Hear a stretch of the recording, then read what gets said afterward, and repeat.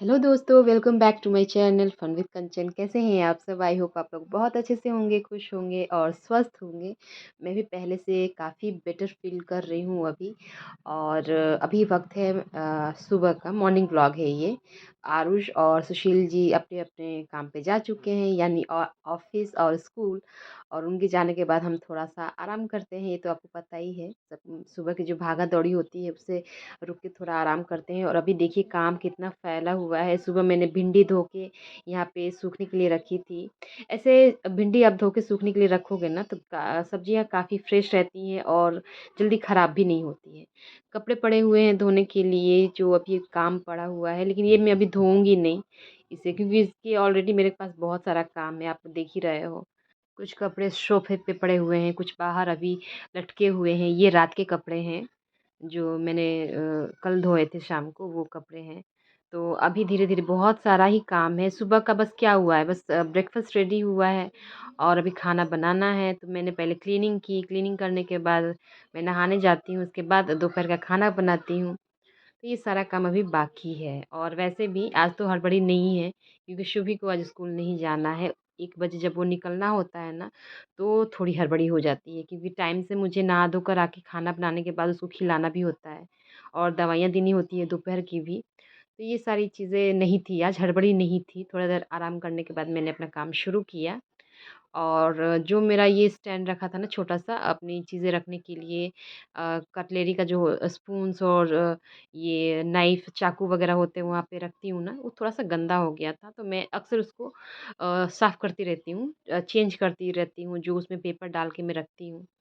तो ये पेपर अभी ज़्यादा गंदा नहीं हुआ है नीचे वाला, तो मैंने उसको ही रीयूज़ कर लिया है पलट के। मैं कोई भी चीज़ ऐसे वेस्ट नहीं करती हूँ, मेरी आदत है। जब तक हो सके मैं इसको यूज़ कर लेती हूँ। तो अभी पेपर का जो ये था ना बहुत बड़ा-सा था, तो मैंने उसको पलट के दूसरी तरफ से बिछा दिया वापस। और जो स्टैंड था वो मैंने सिंक में डाल दिया है उसको धोने के लिए।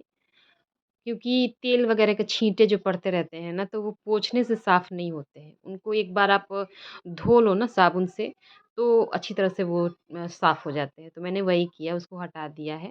किचन के सामान में ना चाहे कुछ भी हो, डब्बे हों या कोई स्टैंड हो या कुछ भी, उसको समय-समय पे धोते रहने से ना आपको ज़्यादा भार नहीं पड़ता, कि मतलब बहुत ज़्यादा गंदा नहीं होता है, वो पहले ही साफ़ हो जाते हैं। तो आप कभी भी साफ-सफाई में आते हो ना, तो वो ज़्यादा आपको मुश्किल नहीं होती है साफ़ करने में। तो ये मेरी आदत है, कुछ भी डब्बे अगर खाली होते हैं, जैसे नमक, तेल या कुछ भी, तेल नहीं, तेल का तो डब्बा ही पूरा आता है, वो चेंज हो जाता है। बाकी किसी भी चीज़ का सामान रखा हुआ जो डब्बा होता है, तो जब भी वो खाली होता है, तो मैं उसको उसी वक़्त धो के दोबारा उसमें कुछ भी चीज़ रखती हूँ। तो ऐसे वो साफ़ भी रहते हैं और मुझे भी एक साथ बहुत सारे डब्बे नहीं धोने पड़ते हैं। वो क्योंकि धुलते रहते हैं वो, तो मेरा किचन एकदम साफ़ रहता है हमेशा, ये अच्छी बात है। और मेरा मन भी मेरा मैंने बताया ना आपको, मेरा किचन अगर साफ़ नहीं रहेगा ना, तो मेरा खाना बनाने में बिल्कुल भी मन नहीं लगता है, बिल्कुल भी नहीं। हैबिट की बात है, आप जैसी हैबिट अपनाओगे, आपका घर भी वैसा ही दिखेगा। तो घर को साफ रखना एक तो ये शौक होता है। हम औरतों में ना ये शौक होता है कि मेरा घर सजा हो, साफ हो, तो अच्छा लगता है। लेकिन साफ-सफाई करने में जो हालत होती है ना वो आप देख ही रहे हो। मुझे कॉलर लगाना पड़ रहा है अपने गर्दन में। ये तो पता नहीं, मतलब मुझे क्या हो गया है सच में। हद होती है किसी चीज़ की यार। मतलब क्या घर को साफ रखना, क्या मैं कोई गुनाह कर रही हूँ भगवान जी? ऐसा क्यों करते हो आप मेरे साथ? मैंने इतनी सारी क्लीनिंग की ना, मेरे हाथों में पेन होने लगा। डॉक्टर ने वैसे ही मुझे मना किया है कि आप बिना इसको लगाए आप कोई भी काम मत करो।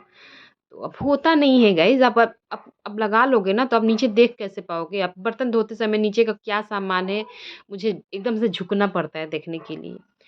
लेकिन फिर भी मैंने लगा लिया बर्तन धोते वक़्त, क्योंकि बहुत ज़्यादा ज़्यादा अगर हाथ यूज़ कर लूँगी बिना कॉलर के, तो फिर मुझे ही परेशानी होने लगेगी। तो मैंने लगा लिए, कहा कि चलो भई, कम से कम बर्तन धोते वक़्त इसको लगा लेते हैं। और एक चीज़ मैं बता दूँ, आज ना दोपहर के खाने में मुझे ज़्यादा मेहनत नहीं करनी पड़ी। मेरी दीदी ने, मेरी जो नीतू दीदी हैं, उन्होंने बहुत ही टेस्टी सी लौकी और आलू की सब्ज़ी बड़ी यूनिक स्टाइल से उन्होंने बनाई थी। उन्होंने भिजवाई है मेरे लिए, कि तुम पहले कॉल करके उन्होंने पूछा मुझसे कि तुमने खाना बना लिया? मैंने कहा कि नहीं, ब्रेकफ़ास्ट बना लिया है, लंच बनाना है। तो उन्होंने कहा कि मत बनाना सब्ज़ी, सिर्फ़ चावल बना लो, सब्ज़ी मैं भिजवा रही हूँ। बहुत टेस्टी सब्ज़ी थी गाइज़, इतनी टेस्टी ना मैंने जीरा राइस बस बनाया और उसके साथ खाया। मुझे भी थोड़ा आराम मिल गया, जब पता चलता है कि मुझे सब्ज़ी नहीं बनानी है, मुझे बड़ी खुशी होती है। तो दीदी ने भिजवा दिया तो आज मैं बच गई सब्ज़ी बनाने से, वरना कुछ मुझे बनाना पड़ता अभी। तो बस मैं अपना आराम से काम में लगी थी। स्टैंड को धो के धूप में रख दिया था, आपने देखा ही। अब मुझसे ये बर्दाश्त नहीं हो रहा है। अब मुझे सिंक को साफ़ करना है और इतना झुकना है तो भई कॉलर पहन के कैसे झुकूँगी मैं? और सुशील जी कहते हैं क्या कि आप पहनती नहीं हो, तुम पहनती नहीं हो। अरे कैसे पहने? पहन के काम करके दिखाओ तो पता चलेगा, है कि नहीं?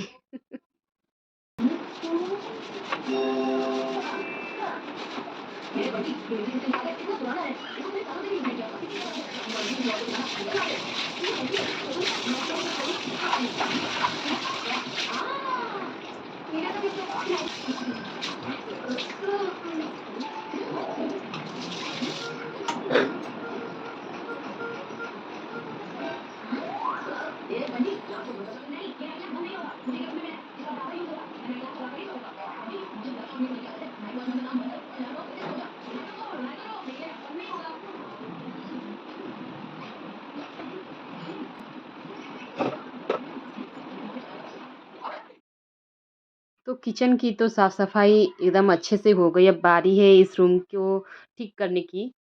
तो साफ-सफाई, झाड़ू-पोछा तो मैं आप जानते हैं मैं सुबह ही कर लेती हूँ, लेकिन बच्चों के जाने के बाद, सबके जाने के बाद घर कैसे बिखर सा जाता है कि नहीं? तो उनको ठीक करना पड़ता है, जहाँ-तहाँ बस कपड़े खोल के फेंक के चले जाते हैं, कोई भी कुछ भी कहीं भी फेंक देते हैं। आप घर को कितना भी ठीक करो, बच्चे उससे ठीक रहने नहीं देते। सिर्फ़ बच्चे नहीं, बड़े भी उसमें शामिल होते हैं पूरे, मतलब बराबर मात्रा में। एक हम औरतों को छोड़ के। भाई हम तो ठीक करने में लगी रहती हैं, ये बच्चे और पति देव सामान जहाँ-तहाँ, टॉवल जहाँ-तहाँ फेंक के चले जाएँगे। और उनको ठीक करना था, और ये जो कपड़े मैं लगा के रख रही हूँ अलमारी में, सुशील जी के आयरन किए हुए कपड़े आए थे, उनको ठीक करके रख रही हूँ। तो आप कहीं भी कुछ भी रखो ना, तो उनको सही से मिलता नहीं है। हम कहते हैं कि सामने ही रखा है, पर वो सामने रखी हुई चीज़ उनको नहीं दिखती है, पता नहीं क्यों?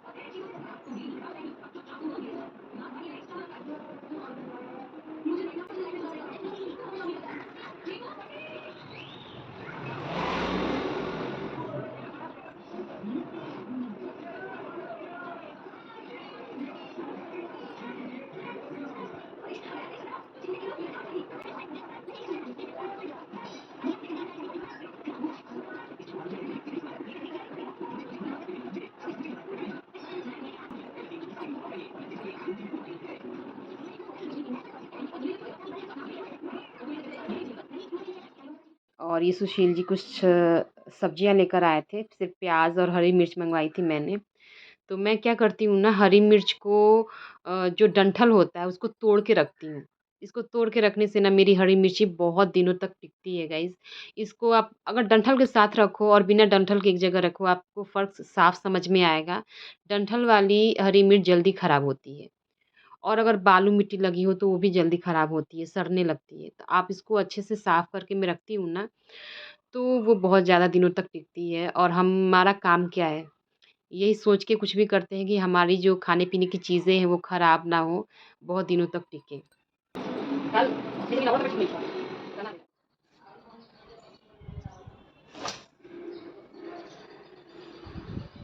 तो अभी हो रहे हैं शाम के 4 बज रहे हैं। आरुष को मैंने खाना दे दिया था, स्कूल से आया है वो तो।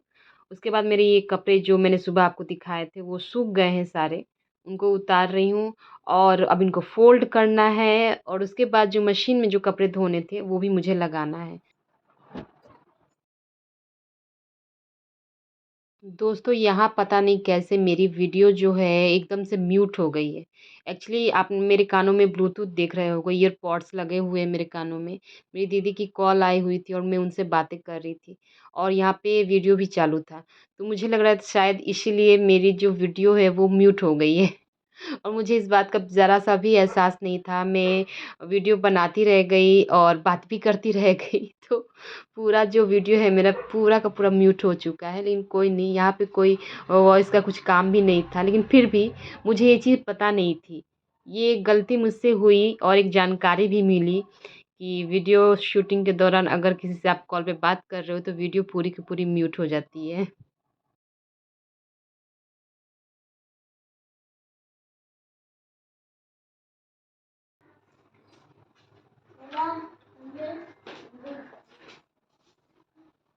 तो कपड़े तो मशीन में मैंने लगा दिए, अब बारी है आरुष को पढ़ाने की। आरुष के एग्ज़ाम भी शुरू हो रहे हैं। 3rd मिड टर्म टेस्ट कल से स्टार्ट होने वाला है, तो उसको पढ़ाने के लिए मैं बैठी थी। कंप्यूटर हिंदी फर्स्ट डे पे एग्ज़ाम है।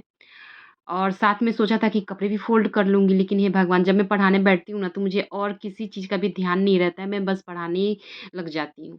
तो उसमें लगी हुई थी, पहले आरुष को पढ़ाया, फिर शुभी को पढ़ाया, उसके बाद मैंने कपड़े फ़ोल्ड किए और लगभग 7 बजे से बैठे-बैठे मैं 9 बजे उठी थी। कमर की तो पूरी बैंड बज गई थी मेरी, बहुत दर्द होने लगा था मेरे कमर में।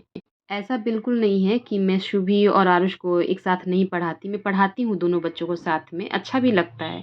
लेकिन अभी क्या है ना कि इसके टेस्ट हैं, तो मुझे पूरा ध्यान मुझे आरुष पे ही देना था, उसको समझाना है, उसको बार-बार राइटिंग प्रैक्टिस करवानी है, वर्ड मीनिंग वगैरह बहुत कुछ होते हैं। तो मुझे उसको पूरा तरह समझाना था। फंक्शन जो था ना कल्चरल प्रोग्राम के दौरान प्रैक्टिस हो रही थी, तो उस वक़्त पढ़ाई ठीक से नहीं हो पाई है, तो मुझे अभी उस पे थोड़ा ध्यान देना है। और साथ में अगर मैं सुबह को पढ़ाऊँगी तो मुझे उसको भी देखना पड़ता है, तो उसको तो बहुत ज़्यादा ही देखना पड़ता है। इसलिए मैंने आज उन दोनों को साथ में नहीं पढ़ाया, अलग-अलग पढ़ाया है। लिखते हैं, ऐसे लिखते हैं, कभी मोटा कर देते हैं, कभी एकदम 3D स्टाइल लिखते हैं, कलर डालते हैं, शेडो बनाते हैं, पता है ना? वो सब कुछ फॉर्मेट में ही लिखो। Answer the following question. What is the